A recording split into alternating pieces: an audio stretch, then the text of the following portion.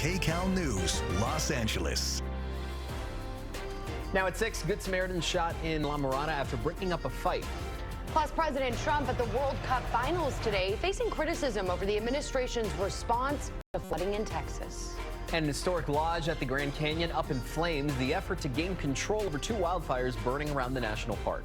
Good evening, everyone. I'm Gio Insignares. And I'm Hunter Sowards. We're going to begin with some breaking news from Washington. The Trump administration now appealing a Los Angeles federal judge's order limiting the ability of federal agents to detain people without reasonable suspicion beyond their race, ethnicity, or occupation. So the city of Los Angeles joined a class action lawsuit last week filed by the ACLU and Montebello resident and American citizen Brian Gavidia, who shouted, "I am an American," as he was being detained by federal agents last month. You see the video there. Los Angeles and 7 other cities in LA County joined the suit, claiming the immigration raids violate the Constitution. New information this evening on one of the detainees from last week's immigration raid protest in Camarillo. We're learning a professor at Cal State Channel Islands was arrested and is federal charges now. U.S. Attorney Bill Asaley says Jonathan Caravello threw a tear gas canister at federal agents. Activists are now calling for his release. In a statement, Cal State Channel Islands says, "We are currently gathering additional information to fully understand the circumstances of the incident. At this time, it is our understanding that Professor Caravello was peacefully participating in a protest, an act protected under the First Amendment and a right guaranteed to all Americans. If confirmed, we stand with elected officials and community leaders calling for his immediate release." The office says Caravello is charged with assaulting, resisting, or impeding officers. He's expecting court tomorrow.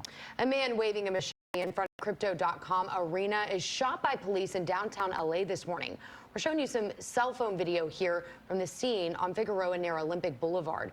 The LAPD says the man charged at officers with a machete and officers opened fire. At last check surgery, no officers were hurt.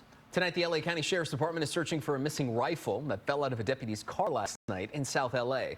The department says deputies were responding to a call between 10:30 and 11 p.m. when they lost the rifle from the trunk somewhere on a 4-mile stretch of road from Normandy Avenue to Highway, Hawthorne Boulevard, 104th Street, and Inglewood Avenue. Once they realized they lost the gun, the deputies retraced their steps but couldn't find it. The rifle is a Colt M4 like the one you see here. The Sheriff's Department was in a storage case along with 5 magazines, each loaded with 30 rounds. The department says it's launched an internal review to figure out how this happened. A small fire along Runyon Canyon. It briefly interrupts hikers. Citizen video here shows people waiting on the trail while those firefighters knock down the flames. It happened just before noon. The fire burned about a quarter acre.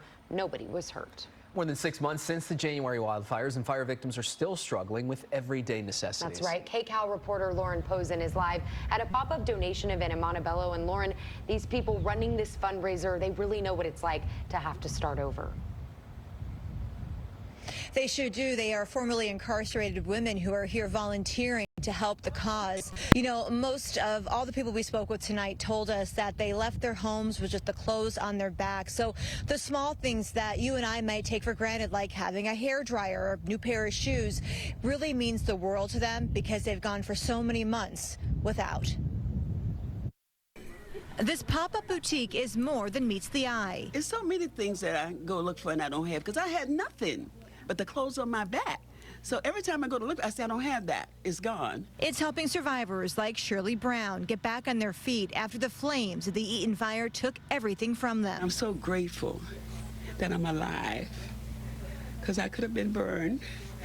But I had my son with me. I was living alone for 12 years by myself. The neighbors was here and everything was accessible to me.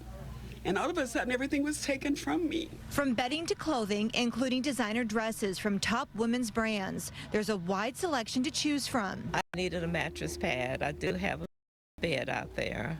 And I got, I needed pillowcases. And so saw a couple of other little personal items. Everything is brand new. A nonprofit which helps formerly incarcerated women rebuild their lives is behind the distribution. Macy's has been a great contributor. Diane von Furstenberg has been a great contributor. We had slippers that Chrissy Teigen gave to us a while back.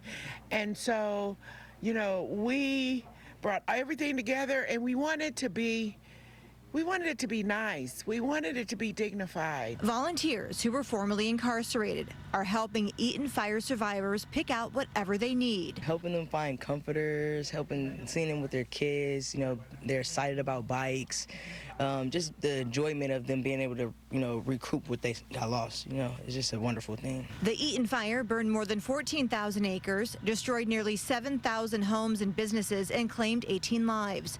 While 6 months have passed, survivors are still picking up the pieces. But it's also difficult just missing my things from my home that we had been in for 50-some years. But coming here isn't just about replacing things. It's about helping them regain a sense of normalcy as they rebuild their lives. But God has been so good to me, as I have to say that. Out of every bad things, good things come out of it. So there's 2 more events set for this year. The next one's in October, and the final one will be sometime in December, just before the holidays. Reporting live in Montebello, Lauren Posen, KCAL News. Such great work they're doing. Lauren, thank you. Let's take a live look outside now. We got beautiful conditions, even if it was a touch warmer today than what we saw yesterday, but a mild weekend after last week brought the heat, certainly at the beginning of the week. And enjoying it now. Meteorologist Olga Spina has our next weather forecast, and it looks like we'll enjoy the cooler temps right now, Olga. Exactly. We are enjoying some milder temperatures. For a lot of us, we're close to average at some spots, especially up in the high desert and parts of the Inland Empire. Temperatures are up by just a few degrees, so some of us feeling a bit of an increase, but not by much. We are feeling 90s, though, in the Antelope Valley currently. And for some of our valleys, Woodland Hills still checking in the low 90s. Long Beach, you're at 72, 73 in Santa Ana, low 80s in Anaheim into Orange and Mission Viejo. And the Inland Empire still hot out there with mid 80s in Riverside, upper 80s in Fontana, and still mid 90s for places like Hemet. Heading into our mountains, we're feeling 79 degrees in Forest Falls. We'll take a look at what's expected as we continue into this new work week coming up in just a few minutes. All right, Olga, we'll check back in with you soon. Thank you. Well, LA County Sheriff's deputies are searching for the gunman who shot 2 men after breaking up a fight in La Meridia overnight. Investigators say the victims were on Step Rock Drive around 3:30 this morning when they saw a man fighting with a woman. That's when the 2 men intervened, breaking up the fight. Then, as they walked back to their house, the suspect is accused of driving up beside them and opening fire. 1 man was killed. The other is expected to survive. A small memorial growing in Panorama City, where authorities found the body of a little boy this weekend. People attended a vigil last night to honor the child, who is yet to be identified. Police say he's believed to be between 3 and 4 years old. Authorities say a homeless man found the body and had someone call for help. Neighbor Atkinson says the community is coming together to make sure